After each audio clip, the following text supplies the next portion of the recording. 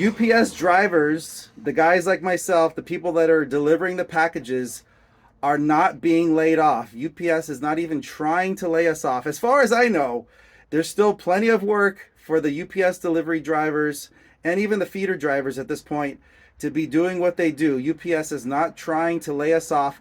There's no concern that if somehow we don't take the buyout, that we're going to be laid off. That's all fine and dandy. Everything's on the up and up as far as that goes. Now, with this whole thing that they're doing with the smart hubs, the 200 new hubs that are going to be converted into automated hubs and all that kind of thing, okay, there's a big transition that's going to happen at that point. Who knows what's going to happen with contract negotiations? The shit's going to hit the fan with that as far as I'm concerned. So in 2028, sure, there's definitely some risk about people being laid off because we may not even have a contract at all.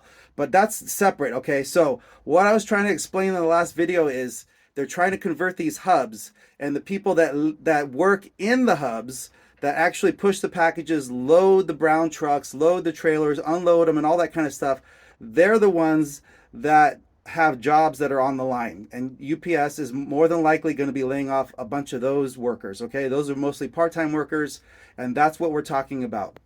There's still plenty of jobs for the delivery drivers. That volume hasn't really changed. Everything's on the up and up as far as that goes. But that'll be phase two, I guarantee. Because let's be honest, with all the automation and everything that's going on these days, I mean, we already have vehicles that can drive themselves, right? Tesla has proven it.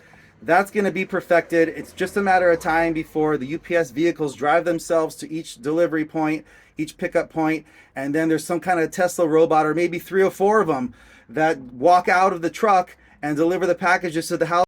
He's 100% correct. Okay, so this is the problem. Let me break it down to y'all from a logistics perspective.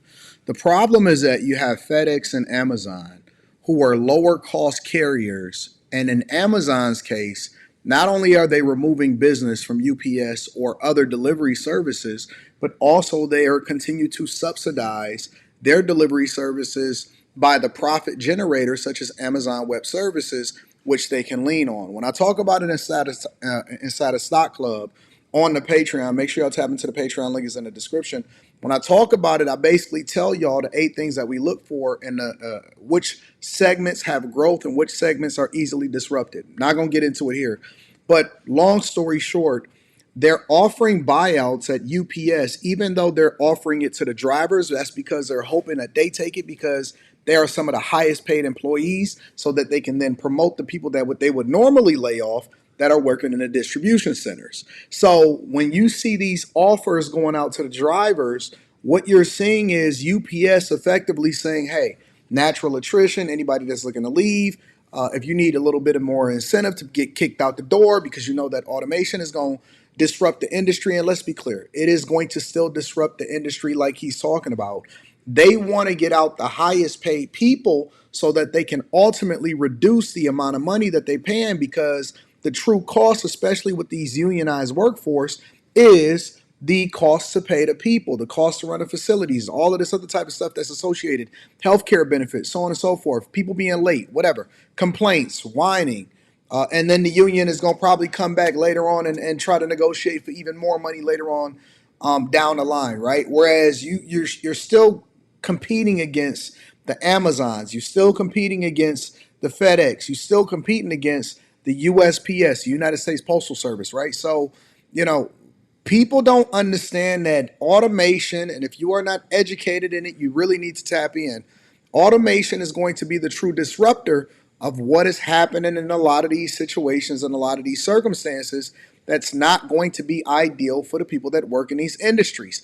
If you think that your industry cannot be disrupted, I have another thing coming for you, because the incentive is to figure out how they can disrupt your industry so that they can ultimately drive down costs, increase profitability, and give shareholder value back. All right. Let me spin over for a second, because I want to actually talk about not just from, because I like to do a combination of both, not just from the lens of a driver that's getting the offers and the buyouts and stuff like that. And I don't want to just talk about the people that are complaining about it, but I also want to get it from the lens of the people that the professionals, and how you're looking at it from an analyst perspective. We need to look at it from both sides. This is a great question. We need to bring UPS into that equation. Yes, too. we do. And I don't want to be negative on UPS, but there's just immovable economic forces at work here. What's happened in the last 20 years is we've seen FedEx Ground develop this independent contractor network across the country, and it's grown significantly. And Amazon effectively replicated that 5 or 6 years ago. So you have these two very large, low-cost, high-service networks. And effectively, here's UPS that's fully unionized, fully Teamster contracted, and they're really struggling because they're the high-cost provider with incrementally more challenging service. So the way we see this, and we saw this play out in the less than truckload sector, because there was a big competitor there, Yellow Roadway, which was unionized, and Old Dominion, which is one of the highest valued stocks in my sectors, really took a lot of share, and ultimately Yellow went out of business. So I'm really worried that this uncompetitive dynamic where UPS has a contract that the others don't, we see parcel shift going towards Amazon and FedEx long term. So what's the play on UPS? It's a dividend play, right? I mean, what else is there? I think they're yielding 6 or 6.5% right now, and I don't think they're going to cut the dividend anytime soon. But if you listen to UPS, Amazon is a 20% customer in their domestic U.S. network, and Amazon's shrinking that by half in the next 2 years. It's going to really hit in the back half of this year. And UPS has come out and said, look, we need to shrink our domestic network by 10%. That's going to be really challenging in these very time-definite pickup and delivery networks. So we're of the view, and we tell investors all the time, the dividend looks juicy, but ultimately, if you're shrinking your network, you got to think. Juicy is CFA level. And so what happens is, let me break this down from a financial perspective, because I'm a go into uncharted territories on this channel that I would usually break down on the Millionaire Morning Show. So a lot of times, in order to still have interest in the stock itself, the companies that are shrinking will increase the dividend. That means the amount of profit that they're distributing back to the shareholders in the form of a quarterly payment so that they can incentivize them to stay in the stock.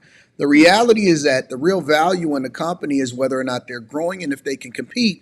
And if you look at the fundamentals of what's happening with UPS and why they're offering buyouts while at the same time trying to invest in these smart distribution centers and hubs, is because it is difficult for them to compete with a low-cost carrier or a lower-cost carrier, such as an Amazon or even a FedEx, right? And because Amazon is tapping on FedEx for bigger distribution instead of rolling with UPS because it's a lower-cost option, that is usually what happens in a capitalistic market.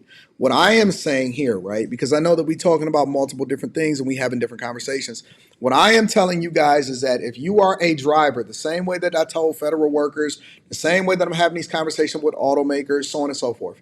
If you are a driver, if you are a person that works for these companies such as UPS and so on and so forth, because you also have to take into consideration that most of the people that deliver packages and you know, with Amazon moving more towards physical AI, meaning that real robots, real distribution centers, to where it's not just online when you go with Chat GBT, but you're also able to implement AI into a physical device that then does it more efficiently than a human being and at a lower cost, and they can work all day, every day, and all they got to do is have a programmer or a maintenance guy be able to maintain the facility and the robots themselves.